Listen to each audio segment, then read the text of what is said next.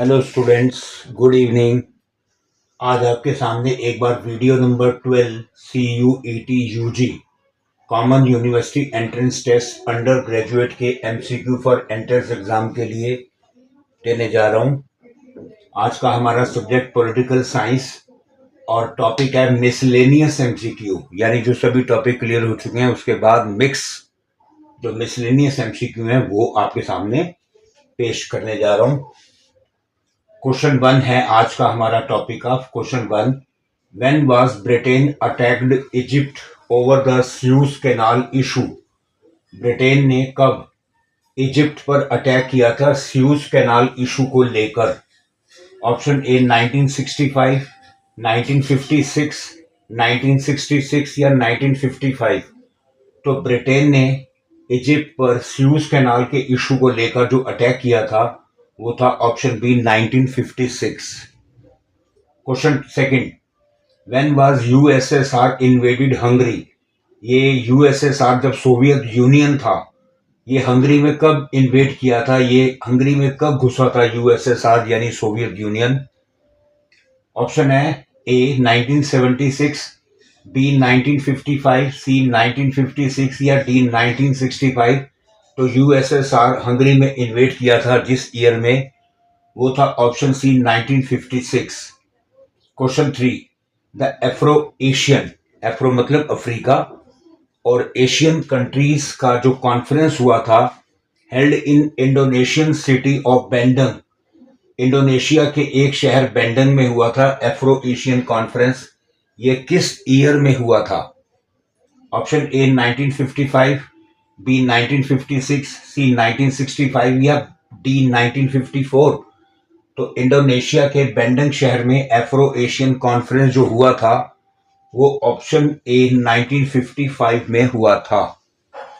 The first summit of NAM, summit मतलब meeting, non alignment movement की पहली meeting was held in Belgrade में हुई थी।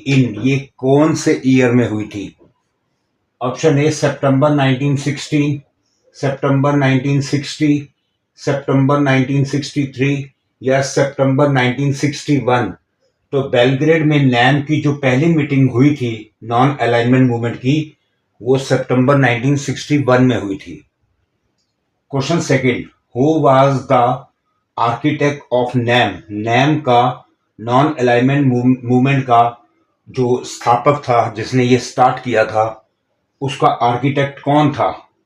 Option A Indira Gandhi, B Atal Bihari Vajpayee, C Jawaharlal Nehru या डी नरेंद्र मोदी। तो नैम के आर्किटेक्ट जवाहरलाल नेहरू थे। ऑप्शन सी करेक्ट आंसर है।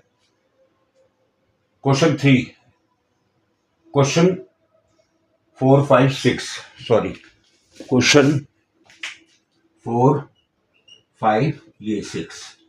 Question 6, after the Chinese revolution, 1949 में चाइनीज रिवॉल्यूशन हुआ था, चाइना में क्रांति हुई थी।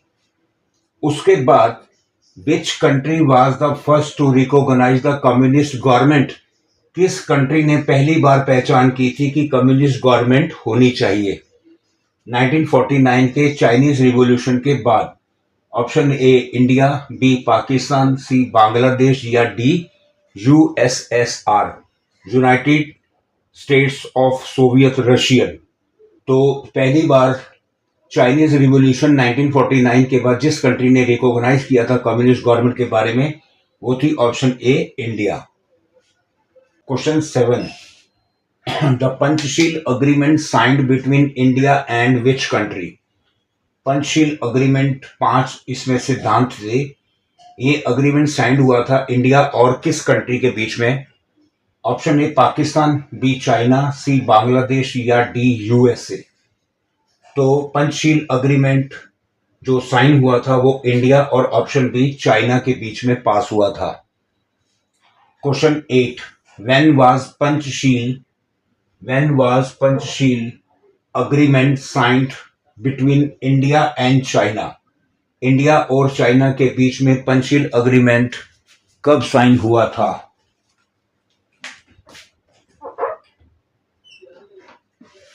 किस ईयर में साइन हुआ था पंचशील अग्रीमेंट इंडिया और चाइना के बीच में? ऑप्शन ए 29 अप्रैल 1954, 28 अप्रैल 1955, 30 अप्रैल 1956 या 29 जून 1954। तो इंडिया पंचशील एग्रीमेंट इंडिया और चाइना के बीच में ऑप्शन ए 29 अप्रैल 1954 में पास हुआ था। दोनों के बीच में समझौता हुआ था।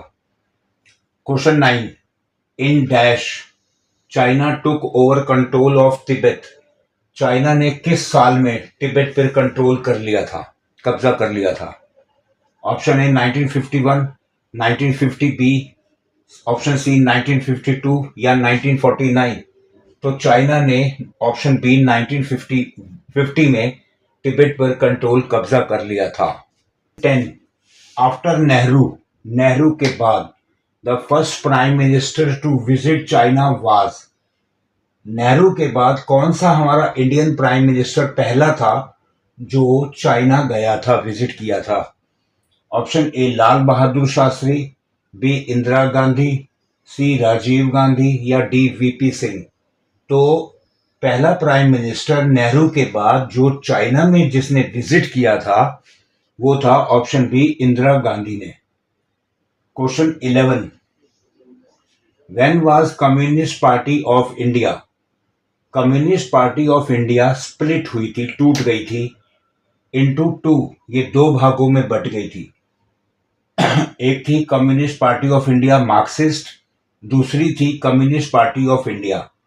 तो ये कब स्प्लिट हुई थी? ऑप्शन ए 1965, 1964, 1963 या 1966। तो communist party of India split जिस साल में हुई थी वो था ऑप्शन बी 1964 में। Question 12, the Indus water treaty. Indus water treaty, Indus के पानी का समझौता वह साइन बिटवीन बाय, ये साइन हुआ था किसके बीच में? 1960 में यह समझौता साइन हुआ था कि इंडस वाटर कितना परसेंट भारत यूज करेगा और कितना परसेंट पाकिस्तान यूज करेगा। तो ये समझौता किस के बीच में हुआ था? Option A Lal Bahadur Shastri and Imran Khan. Lal Bahadur Shastri थे तब, इमरान खान बहुत छोटे से थे, ना के बराबर नहीं थे, छोटे से थे। Nehru and Ayub Khan, C Indira Gandhi and Musharraf, D Vajpayee and Benazir Bhutto. तो इंडस वाटर ट्रीटी जो साइन हुई थी बिटवीन, वो थी नेहरू एंड अयूब खान के बीच में। ऑप्शन बी करेक्ट है, जवाहरलाल नेहरू और अयूब खान के बीच में 1960 में साइन हुई थी Indus water treaty. Expand NEFA, NEFA, इसको आप विस्तार से लिखो, एक्सपैंड करो। Option A north eastern for agency, option B north eastern frontier, option C north eastern forest agency, option D north eastern frontier agency. तो NEFA का full form होगा north eastern frontier. ये नेफा अरुणाचल प्रदेश की तरफ एक boundary है, वहां से कई बार चाइना ने भारत पर अटैक करने की कोशिश भी की है। Question 14, the treaty assured India of Soviet support. एक समझौता हुआ जिसमें भारत को सोवियत ने सपोर्ट दिया कि if the country face any attack, कि अगर कंट्री को किसी भी अटैक का सामना करना पड़ता है तो वो ट्रीटी कौन सी यूज करेंगे? Option A treaty of peace, option B water treaty, option C Panchsheel treaty या डी ताशकंद अग्रीमेंट। तो वो ट्रीटी इंडिया और सोवियत, इंडिया को लेकर सोवियत का सपोर्ट मिला था कि अगर कंट्री पर कोई अटैक फेस होगा, कोई अटैक होने की संभावना होगी, तो उस समय ट्रीटी ऑफ पीस यानी शांति का समझौता सामने रखा जाएगा। 15, which agreement was signed between Indira Gandhi and Zulfikar Ali Bhutto on 3 जुलाई 1972। 3 जुलाई 1972 को कौन सा अग्रीमेंट, कौन सा समझौता साइन हुआ था इंदिरा गांधी और जुल्फिकार अली भुट्टो के बीच में? Option A water treaty, option B treaty of peace शांति समझौता, ऑप्शन सी ताशकंद अग्रीमेंट या ऑप्शन डी शिमला अग्रीमेंट। तो 3 जुलाई 1972 को इंदिरा गांधी और जुल्फिकार अली भुट्टो के बीच में option D Shimla agreement sign हुआ था। Question 16, when did India and Israel establish full diplomatic relation in. कब इंडिया और इजराइल के बीच में बहुत ही डिप्लोमेटिक यानी घनिष्ठ संबंध एस्टेब्लिश हुए थे, पक्के रिश्ते में ये दोनों शामिल हुए थे, कब। ऑप्शन ए जनवरी 29, 1990, ऑप्शन बी जनवरी 29, 1992, ऑप्शन सी जनवरी 29, 1991 या ऑप्शन डी जनवरी 29, 1989। तो इजराइल और इंडिया आपस में फुल डिप्लोमेटिक रिलेशन में शामिल हुए थे, ऑप्शन बी जनवरी 29, 1992, 1992। India has developed self sufficiency in dash technology. Bharat ने आत्मनिर्भरता डेवलप की थी, नीचे लिखो में से किस टेक्नोलॉजी में।